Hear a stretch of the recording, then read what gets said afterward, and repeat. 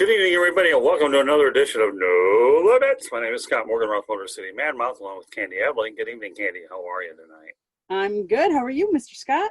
Doing very good, thank you. Very productive day here on the big show here at South Florida Tribune, trying to get our stuff out to everybody out there that wants to read it, and we're aiming some future broadcasts. So sounds good. So you're ready to talk a little bit? You know what's going on tonight? Game 6 of the World Series. Oh, appropriate. Timing is phenomenal. So we're gonna talk about baseball stadiums tonight.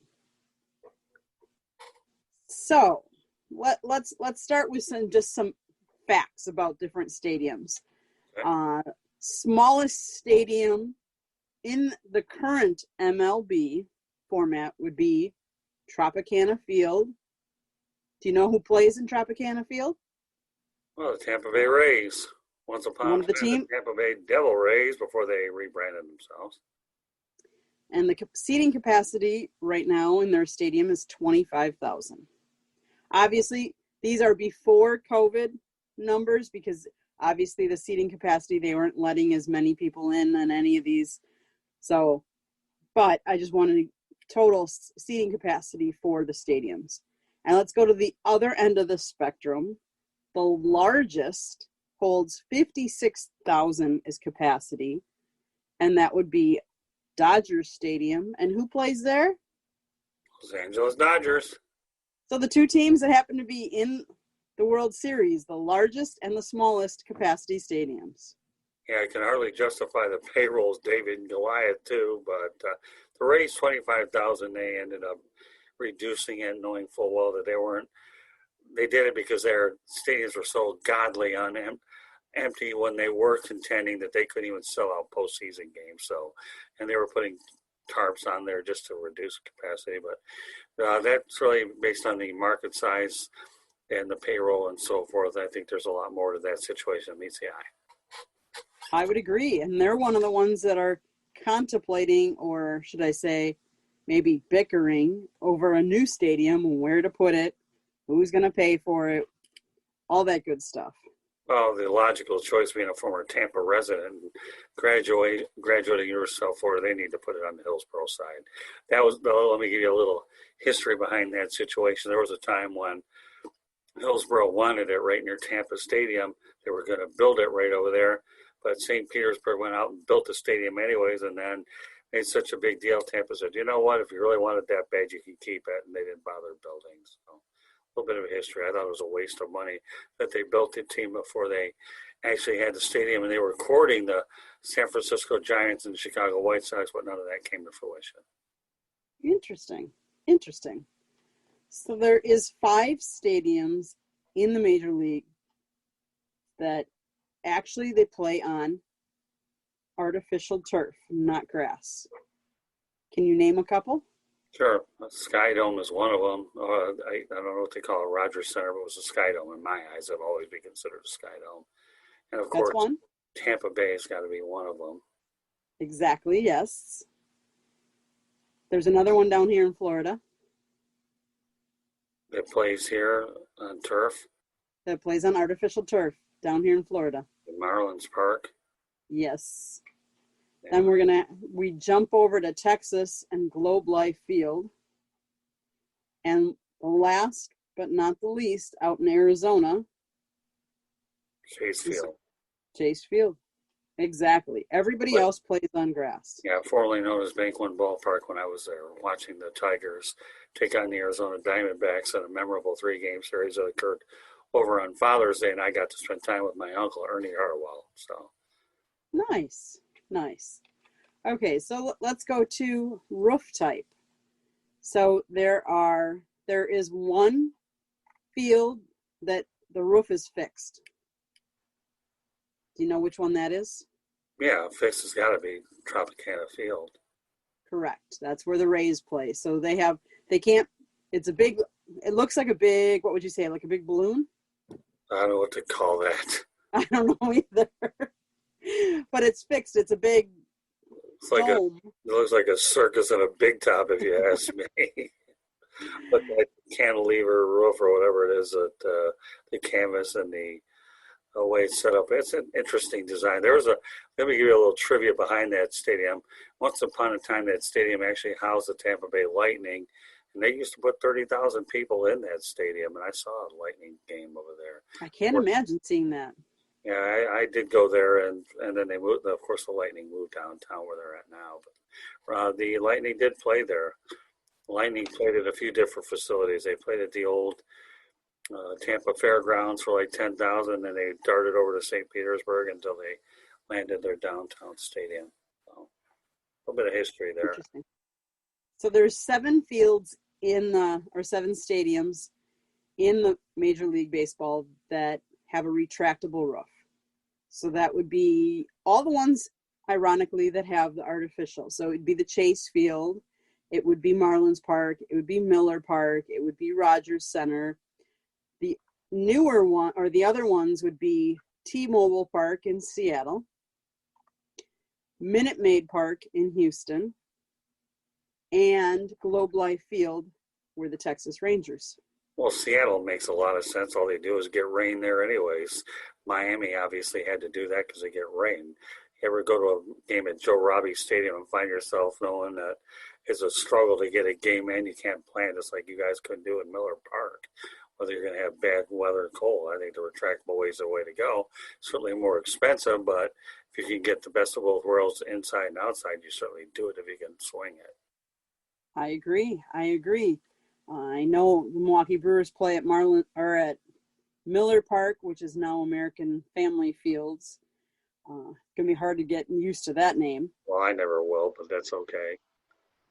I know, but it was very controversial putting a retractable roof over that stadium. But I think in the end they made the right call because the Brewers draw from all over the state. And the way to ensure that they were going to play a game was to put a retractable.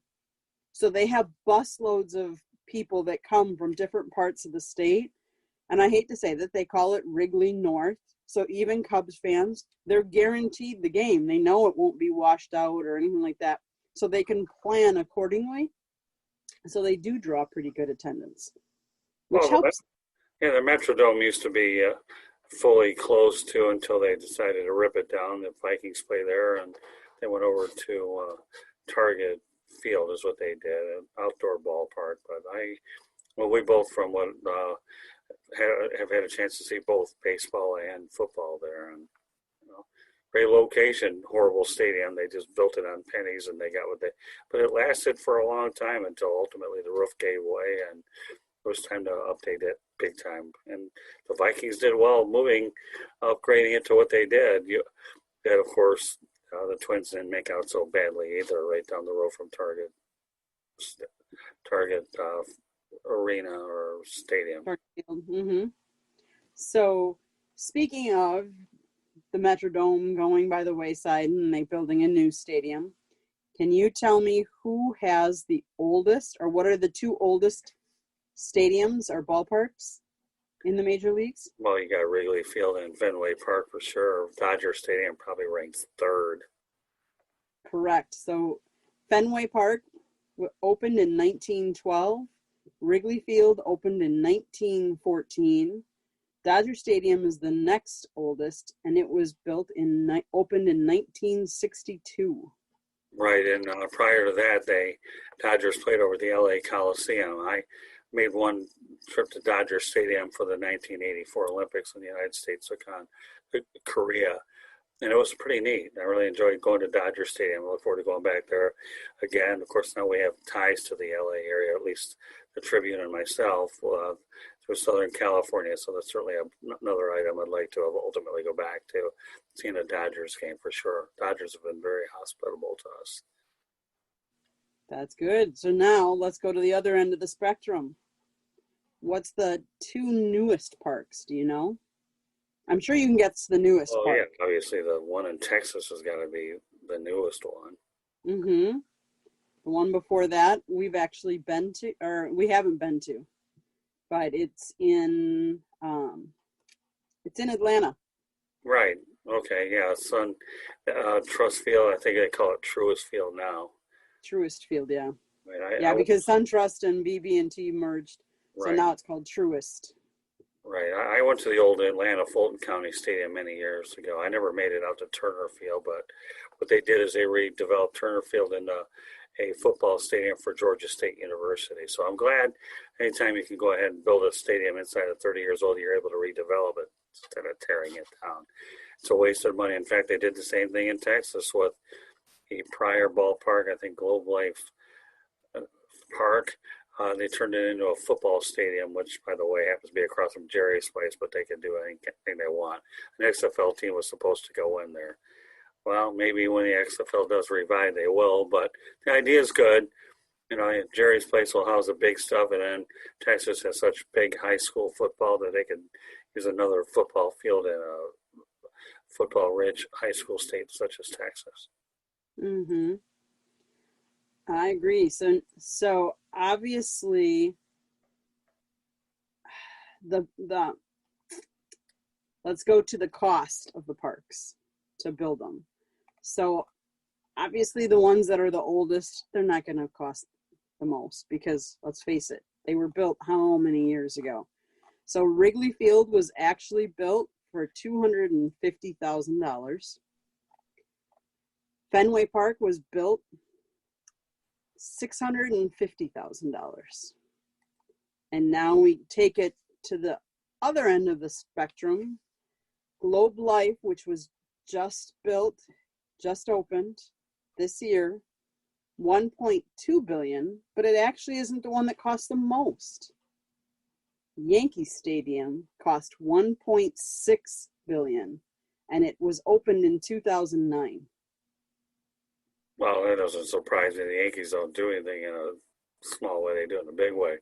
Bear in mind, though, the Dodger Stadium's getting a major renovation, so whatever the cost of theirs probably is meaningless because now they're redoing it and bringing it up to modern standards. And they were supposed to get the All-Star game this year, but unfortunately, COVID-19 fixed that situation.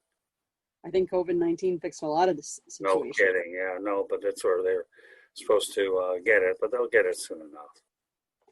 So let's for a major remodel of Dodger Stadium, it should be complete if it isn't already. That would be cool to see. So let's talk about the actual field itself. The smallest field compared to the biggest field. And when I talk about that, I'm talking about distance to center field. Right. So the smallest field is Fenway Park, which kind of makes sense. It's the oldest. It was built a long time ago. It's 390 feet. But surprisingly, the largest is only a difference of is a difference of 30 feet. It would be 420 feet. And that would be your all-time hometown. What field? If you're assuming Comerica Park, that's what it is. But Tiger Stadium had a deep center field as well. They really did. So it wasn't easy hitting them out of center field in Tiger Stadium. So, but Fenway Park is a bandbox, is what it is. I mean, it's always been known for being a hitter's park. You and I had the good fortune of going to Fort Myers and seeing Fenway South. So it's kind of like the little green monster. It was a pretty cool place. I think that's still today one of the best spring training facilities I've ever gone to because of the unique nature of it and how much it really resembles the place up north. And nowadays, teams are starting to make sure that these stadiums resemble their place up north because they're acclimating not only their prospects to play in them, but as well as the guys that they bring in. So I think JetBlue Park in Fort Myers is unbelievable, but yeah, with a little mini green monster.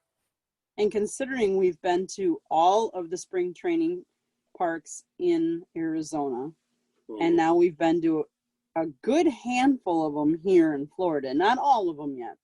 There's like 6 or 7 to go, especially if they keep building the brand new ones, but we'll get into them ultimately. We will. But I would agree with you that JetBlue is a jewel of a ballpark. And like you said, when we went there, it was a couple of years ago on Easter, and they were telling us that it was built The dimensions of the field are built exactly the same. Right. I believe the height of the Green Monster isn't the same height. And then the only other difference they said was that they are in the actual opposite dugouts down here in spring training as they are up there. Otherwise, all the dimensions of the field are exactly the same. Yeah, I wouldn't put any stock in. Who cares what dugout you're in? The whole idea is the familiarity of those surroundings and the playing surface and the dimension. That's all that really matters. The average fan won't know what side of the field you're on anyways. Nobody cares. I agree. So list to me some of your favorite ballparks that you've been to, because you've probably been to a whole bunch.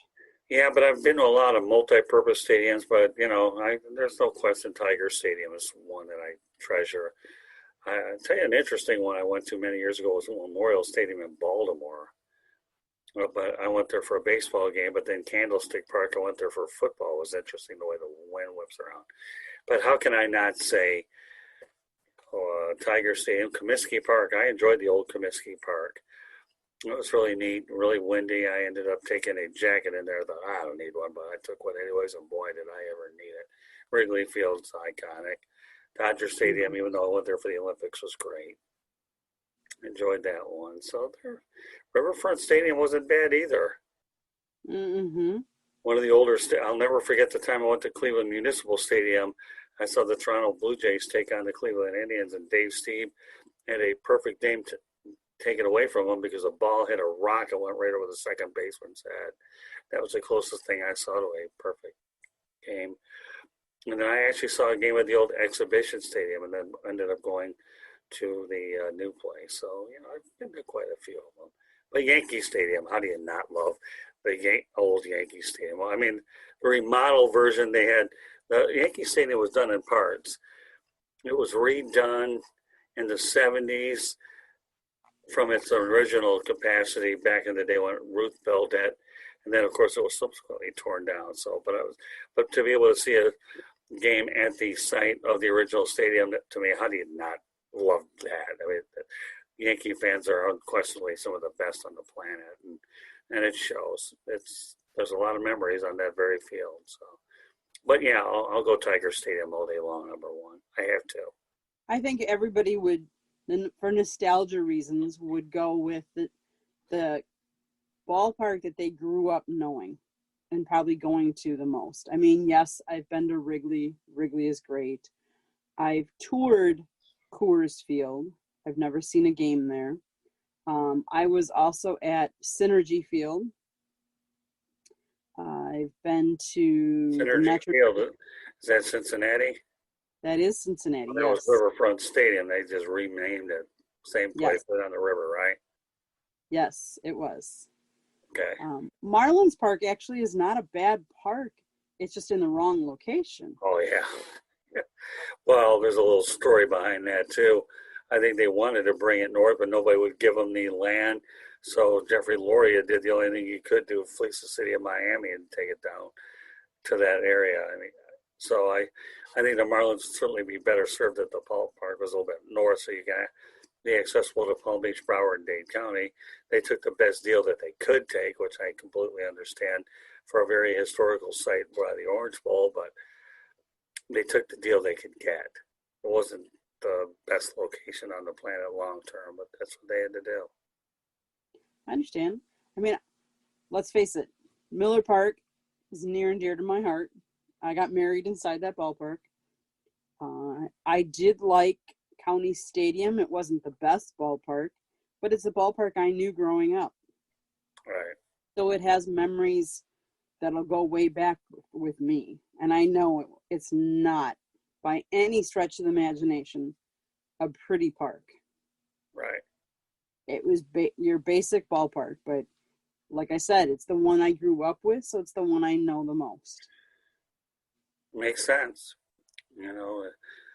If you folks, fans out there are growing up by a ballpark, everybody knows you're going to be sensitive and favorite toward, and it's just normal. It is, and there's nothing wrong with that. So, Scott, bucket list. Fenway Park. that the only one on your? I wouldn't mind actually seeing a game at Coors Field either. I think it'd be pretty good. Okay, what about this new Globe Life? Yeah, well, of course I'd like to go there. I think sounds like a pretty good place. But I mean, a lot of the newer ballparks you'd like to go, but if I had to prioritize them, I definitely believe that Fenway Park is a shrine. Yep. There's others to it. Globe I would Life agree with that.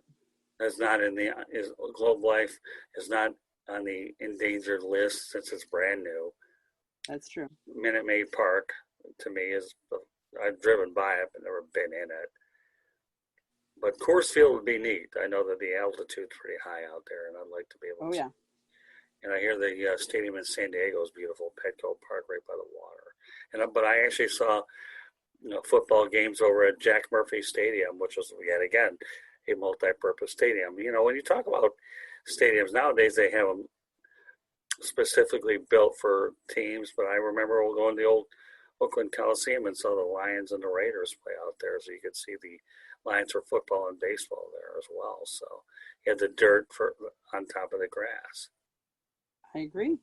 Camden Yards, I hear, is a dynamo out in Baltimore too. But yet I went to K Stadium for the Lions and the Redskins, and they host the Washington Senators there. But to answer your question, top of the list, I would definitely. Well, I'd like to go to the new Yankee Stadium as well. Yankee Stadium and Fenway Park would be the two on my list because I've actually never been to New York, so I would like to at some point go. Well, the thing is they're building a lot of the newer ballparks to resemble a lot of the old ones back in the past, only with all the amenities and the bells and whistles. So you have a lot of full fan experience. Yep, without a doubt. Any other bucket list ones that you'd like to go to? Or memories that you want to relive and retell? I mean, are we talking about the regular ballparks? Or are we talking about spring training? Because if I want to sit there and get into spring training, they've done a really great job in Tiger Town in Lakeland, Florida. They really have done a really good job there. And the Detroit Tigers have the longest standing relationship in any given city than any team in Major League Baseball, dating back to their time, going back to Henley Field in Lakeland until they moved it over to Tiger Town. So they talk about a great area that loves their baseball, but too many to mention. I think the bucket list speaks for itself. I mean, like you said, we ran the gamut in terms of all the stadiums around the Cactus League. I'm glad we did what we did. We took out the last one, Scottsdale Stadium. Sloan Park's beautiful, but they're always going to build brand new ones. I hope by now they're done building a lot of the parks. The only two basically left, I think, are Tampa and Oakland. Other than that, I don't know what other stadiums you'll need. Unless they decide to expand, then it's another story. Well, and Wrigley Field, I think, was supposed to go under a massive renovation. They renovated that too. The Ricketts family has soaked a lot of money into that stadium to make it what it is. Mm-hmm. I agree. So I guess it should be on the bucket list to go back to at some point to see all the renovations because it is an iconic. If you think about all the stadiums, whether it be football or baseball or basketball, that it's been around forever, and it's iconic. With baseball, you think of Wrigley Field. I can't imagine the Cubs playing in any other ballpark stadium. Just like the Packers, I can never see them. I mean, not playing in Lambeau. Well, Wrigley Field and Fenway Park, remember, and only just the stadiums around it. What about the sports bars that are around them too that make it not only the stadium, but the focal point of that immediate community where you go across the street, just hang out there year round. So there's a lot more to that situation. I just passed the ballpark. Correct. But I would like to go to Colorado. I think that'd be pretty good. And I remember a few years ago, I built a good relationship with those people. I'm sure many of those PR people are in place. So it's hard to tell. I mean, I've got relationships with a lot of people. I love baseball, and it's a sport that I've built relationships over the years. So if there's a way to get to it at some point or another before time runs out, every ballpark I can get to is on a bucket list. Well, hopefully COVID-19 won't hamper any of that. because it's hampered a lot this year. Yeah, well, I'm not so sure 2021 is going to be that much easier either, to be honest with you. But time will tell. We'll leave it. TBD, right? Yeah. So let's talk about the World Series. It's being played at Globe Life Field. Right. We've watched a little bit of the games here and there. Any thoughts so far on the field that you've seen, or? Well, yeah, they did a great job. I'm glad that they put it in the brand new ballpark, with the Rangers ballpark. Retractable roof, had the ability to go inside and out. I think it's great. Break in the new ballpark, and you have a David and Goliath matchup is what you have. A small market team versus a big market team. Built totally different based on player development, trades versus one that has big spenders. So I think it's a great matchup, and I'm glad the Rays got there so the Houston Astros didn't there with a sub-500 record. So it saved the integrity of the Fall Classic for sure by having the two teams that amassed over 40 wins playing for the biggest prize. And a little bit of a coming out party for Clayton Kershaw, who's had 4 wins during the postseason as well, 2 in the World Series, and with tonight and obviously one more game to go. Yep, exactly.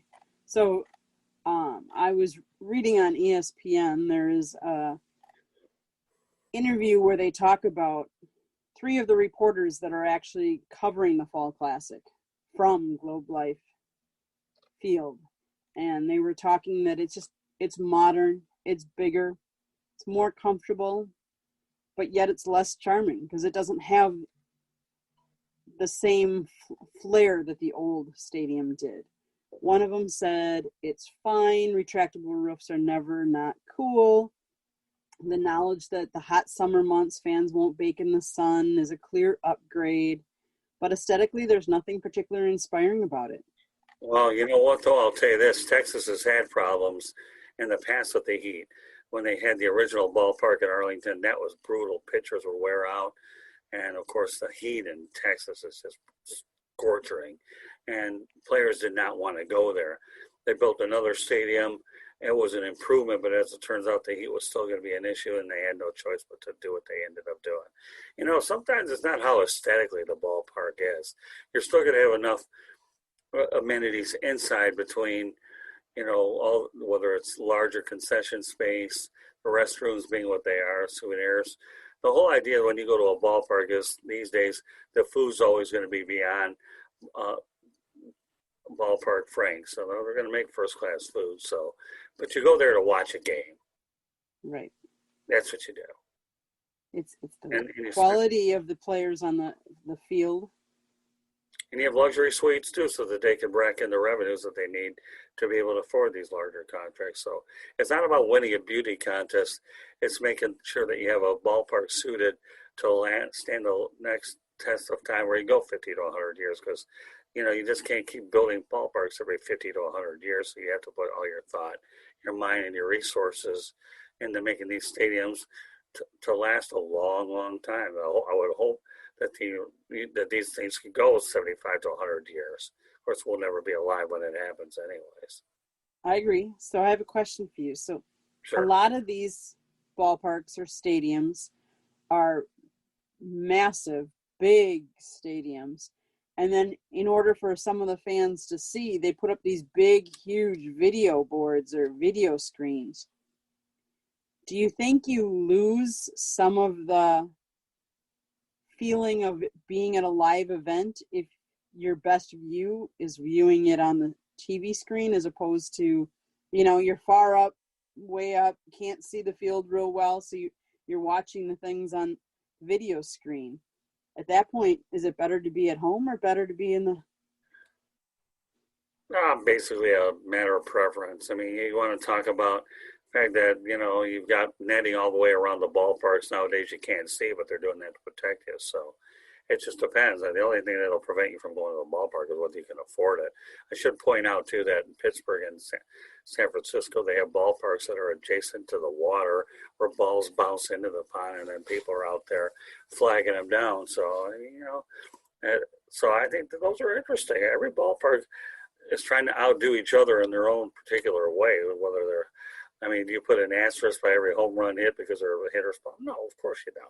I mean, but Right. it depends on how they're built. But the only thing that'll keep people away from the ballpark is number one, COVID-19, as we've seen, or two, whether or not they can afford to go. The cost of what ticket prices are going to be, so that they can, otherwise you just stay home. Who knows Mm-hmm. what the long-term effects of attendance are going to be. Let me tell you right now that Major League Baseball during the pandemic shortened season lost $3.1 billion this year, but they had to do what they had to do. Could have been a lot worse by not having a season, or maybe not, but depends. I mean, would you rather be at a ballpark or watch a video? I don't know. And I can't imagine people buying season tickets at all these costs unless you're looking for the cheap seats. I agree. I agree. I think out of the sports that we regularly attend or watch, that baseball is probably my most favorite, seeing it in person as opposed to watching it on TV. Football, I like it both ways. I get the advantage probably of a lot of than most people, because a lot of the football games we attend, I take pictures, so I'm on the field, and so I get it's a different viewpoint because I'm up close. But if I were a fan in the stands sitting way up, I think I'd I hate to say this, but I would rather probably be watching it on TV, because I would get a better bird's eye view. And maybe part of that is, as old as I'm getting, my eyes just aren't as good as they used to be. But there is always something to be said about being in the stands. I'll never forget when I took you to Camp Randall Stadium in Madison, Wisconsin. And it was in between the third quarter and the fourth quarter, and it was jump around time. Right. You thought the press box was falling down. Well, that's true. But for me, I'm either in the press box or I'm not going. I'm there to work. Otherwise, I don't want to go. Because to me, after being in the game for 40 years, how would you expect me to react? Either I'm going to be right there. You can still put a fan hat on. I'm not. You just choose not to. Well, I'm a professional journalist, and that's how I prefer to do it, and that's how I'm going to do it. I mean, I didn't care about spring training. If it became the choice of buying a couple of tickets just to get in the game and knock it off the list, then I didn't care for a couple of times. But trust me, every opportunity I could to cover it, I was going to do it, because I'm a creature of habit. Yes, so I don't hate the fans. I can't stand them, to be honest with you. I just like being in the box, interacting with the reporters, making contacts, and doing what we do best here in the network. Any closing thoughts that you'd like to talk about any of the stadiums that we didn't talk about? Well, and the bottom line is, for all you folks here, we're talking major league ballparks. I really enjoy going to minor league ballparks too. I've covered professional baseball on all levels. I think it's great to go to a ballpark, interact with different people, talk to different members of the media. So whether you're a major league baseball fan or you prefer just minor leagues, I think if you're at a ballpark and you're a real true baseball person like you are, then go wherever you can go. I think, to me, baseball is the one sport that, you're developing prospects, or you're being with the major leagues, it doesn't make any difference. It's something that we all grew up here from generation to generation, and I think that, to me, really makes it really special all the way around. So it's an ageless sport for sure. I would agree. Go out and enjoy. Take me out to the ball game, as the song says. So meanwhile, you're listening to No Limits and watching No Limits. My name is Scott Morganroth. My co-host tonight is Candy Ebling. And we're talking about ballparks. Enjoyed doing it. We've gone to a lot of them. I've gone to, like I said, I've enjoyed the opportunity to do a lot of multi-purpose stadiums. But no matter where you go, whether it's recreation, whether you're working, it never gets old as long as you feel like that's something that you really do. We do No Limits together, and the only time we don't do No Limits together is when we have a guest that wants to talk about something else. But I enjoy doing this broadcast with you, Candy, to come up with some of the best ideas on the planet. And what I'd like you to let everybody know is what your role here is at the South Florida Tribune. So here at the South Florida Tribune, besides trying to figure out different topics for us to talk about on No Limits, and we talk about literally no limits to what we would talk about on this program. We actually have a website, www.southfloridatribune.com. And I created the website. I post all the content. You write for us from time to time. So if you're ever looking for content, if you're ever looking to write and you want a platform, send it to us. southfloridatribune@gmail.com. We'll look it over and post it for you. We post things from the NFL, the Dolphins, Jags, Lions, to local colleges here in South Florida. And I shouldn't even say just South Florida, because we have the Florida Gators. We do FAU, USF. We even expand to some of the other colleges. To UAB sends us material. FIU sends us material. To the Tigers, to the Miami Marlins, they send us things. And obviously now it's going to be not baseball season, so the baseball stuff will dry up some. We'll get little trickles here and there. But we also have different podcasts as well, Scott, that we post up there. Tell us a little bit about those. Yeah, well, the benefit of subscribing to the South Florida Tribune YouTube channel, which we encourage everybody to do so you can watch the visual part of this broadcast and listen to the audio as well, is we have Sports Exchange, No Limits, 108 Stitches Baseball Talk, Real and the Rare, Fantasy Football, South Florida Tribune Podcast, because we give you everything from sports and non-sports related material. And I think it's great because we're going to be doing more and more broadcasts with local businesses in the area as well as potential national outlets. So I think this is really good to be able to make sure we talk to everybody, not just a specific genre. I should also point out that we worked on an agreement with TradeFirst.com, which is based out of Oak Park, Michigan, and the Motor City Monitor has been created. Since I am from the Metro Detroit area and I maintain strong ties to the area, I think it's a great opportunity for us to be able to connect with an area where I got my start in the business for sure. So I take a lot of pride in that. And, again, I enjoy promoting student athletes as well as professionals in our given areas. I think it's important that you don't forget, I don't need to promote on social media everything that's wrong with our society with crimes. That's not what we need. We do have a good national news base that's featured on the website. You have weather on there, as well as national sports, as well as what we provide on our own. So this website that we've created here is a good all-around site is what it is. And our goal is to promote the local business enterprise. And I think that once we get to 2020, we're able to meet some of these individuals for whom I come in contact with through networking groups throughout the week. And we'll see which individuals feel like they want to take it upon themselves to go deeper than just 20 people out there. And our social media platform goes as high as 10,000 when you factor in LinkedIn, you factor in Facebook and Twitter, and we do a little bit on Instagram. Right? It's a work in progress, but we do what we need to do to get the name out there. So, I would agree, and we're always looking for sponsors or advertisers. So anybody wants to sponsor one of these broadcasts, please get in contact with one of us. And let me give some social media information while we're on that. Okay, if you want to follow us at Twitter, you can do so at Tribune South. That's at Tribune South. Facebook and Instagram, go ahead and like South Florida Tribune. As I just mentioned moments ago, please subscribe to the South Florida Tribune YouTube channel. You get plenty of things to watch and listen to. And Candy, why don't you mention the website again and the Gmail account, please? www.southfloridatribune.com. Find all of our content, all of our broadcasts. You even find links to all the different social media outlets that Scott has mentioned. And if you want to email us, if you have ideas, or if you want to get involved, if you want to advertise, southfloridatribune@gmail.com. If you want to connect with me on LinkedIn, Scott Morgan, I'll be more than happy to connect with you there. If you want to listen to the audio version of No Limits, by all means, please do so. You can listen to it wherever you get your podcasts, or you can do so through Apple Podcasts, Spreaker, Spotify, iHeartRadio, and Google Podcasts. So having iHeartRadio as a distribution partner is really huge for what we're trying to do, as well as the other ones, Google, and Apple Podcasts are very big as well. So we want to make sure that you can hear it through audio as well as visual, whatever you prefer.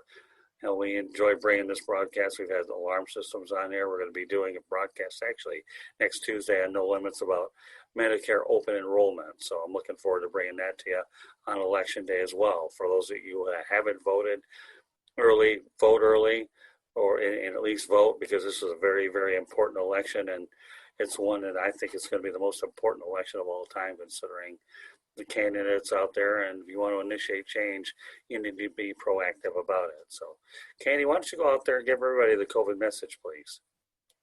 COVID-19, it's real, it's alive, and it's out there. And there's not a vaccine yet that's out there for us. So we have to take the necessary precautions to try and stop the spread. Mask up, wash your hands, social distance. Please don't gather in large groups. Do your due diligence, because you just never know. Mask up, please. Take it serious. All done. So any final thoughts, Candy? Enjoy the World Series. Vote next week. And just enjoy and mask up. All right. Well, on behalf of Candy Ablake, my name is Scott Morgan, North Motor City Madmouth. Thank you for joining us on this edition of No Limits. We hope we've enlightened you a lot about ballparks out there. Like I said, I don't care whether they're brand new ballparks, whether they're minor league, college ballparks, whatever you're close to. If you feel like going to a ballpark and seeing the great American pastime, there's all kinds of ways to do it. They're all different shapes and sizes. Just enjoy it. So take me out to the ballpark. That's what I certainly enjoy doing, whether it's a working capacity or just as a general spectator. So, Candy, well done, and we look forward to seeing our audience, you fans out there, on the next edition of No Limits. Good night, everybody, and have a great weekend. Thank you.